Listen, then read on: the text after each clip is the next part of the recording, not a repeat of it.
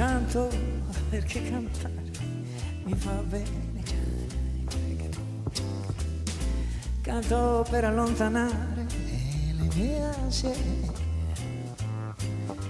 Canto finché c'è vita nel mio cuore, nel tuo cuore per amore.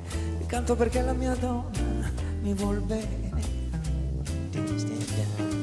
Canto per te che sei partito ieri. Canto perché a volte piango per i dispiaceri.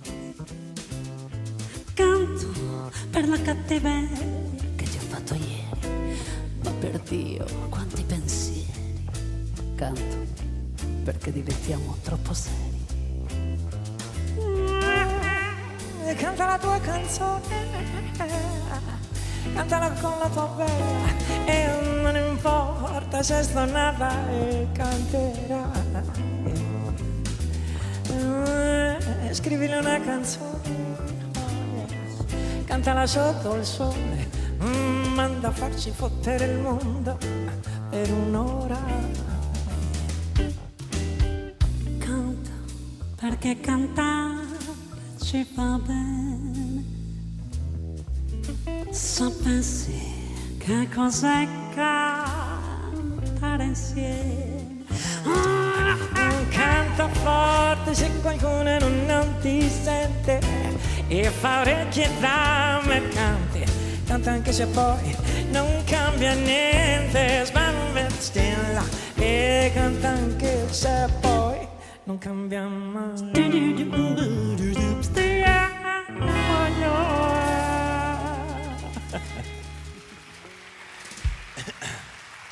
Anna Oxa e i musici.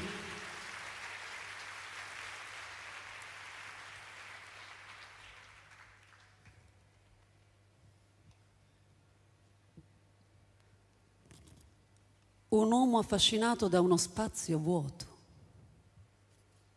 che va ancora popolato da corpi e da anime gioiose che sanno entrare di slancio nel cuore delle cose.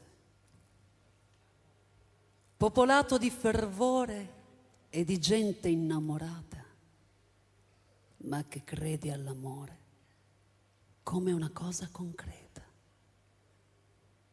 Popolato da un uomo che ha scelto il suo cammino senza gesti clamorosi per sentirsi qualcuno. Grazie a un'intelligenza trasversale, grazie a Giorgio Gaber.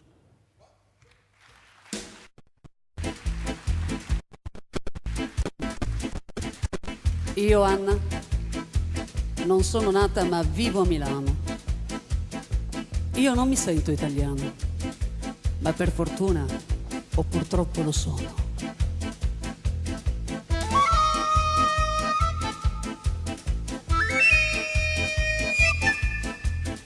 Mi scusi Presidente, non è per colpa mia, ma questa nostra patria non so che cosa sia. Può darsi che mi sbagli, che sia una bella idea, ma temo che diventi una brutta poesia. Mi scusi Presidente, non sento un gran bisogno dell'inno nazionale, di cui un po' mi vergogno, in quanto ai calciatori non voglio giudicare. I nostri non lo sanno o hanno più pudore.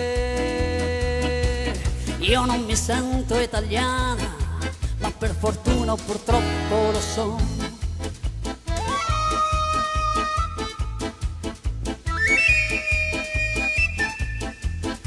Mi scusi Presidente, mi consenta, se arrivo all'impudenza di dire che non sento alcuna appartenenza, e tranne Garibaldi e altri re gloriosi non vedo alcun motivo per essere orgogliosi. Mi scusi Presidente, ma ho in mente il fanatismo delle camicie nere al tempo del fascismo, da cui un bel giorno nacque questa democrazia, che a far dei complimenti ci vuole fantasia. Io non mi sento italiana, ma per fortuna o purtroppo lo sono. Questo bel paese pieno di poesia ha tante pretese ma nel nostro mondo occidentale è la periferia. Scusi Presidente, ma questo nostro Stato che voi rappresentate mi sembra un po' sfasciato e anche troppo chiaro agli occhi della gente che tutto è calcolato e non funziona niente. Sarà che gli italiani per lunga tradizione sono troppo appassionati di ogni discussione, persino in Parlamento c'è un'aria incandescente, si scannano su tutto e poi non cambia niente. Io non mi sento italiana, ma per fortuna o purtroppo lo sono.